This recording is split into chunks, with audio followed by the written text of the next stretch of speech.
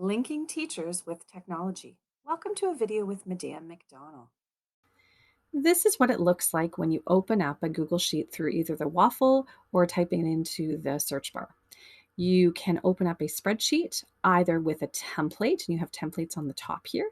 You can click a blank sheet, or you can go in and open up a previously opened or created sheet that you have created or somebody else has shared with you. So I'm going to open up practicing how to use sheets. And here we are. Look at this amazing spreadsheet.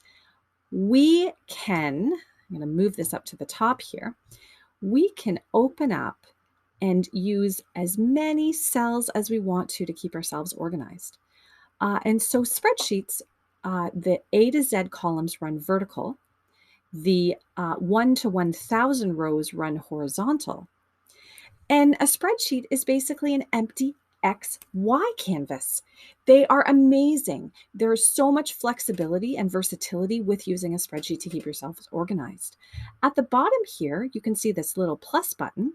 If you click on the plus button, you can create a new sheet, and you can have as many sheets as you want to on the bottom here. Just imagine how phenomenal and how organized you can be by using a spreadsheet.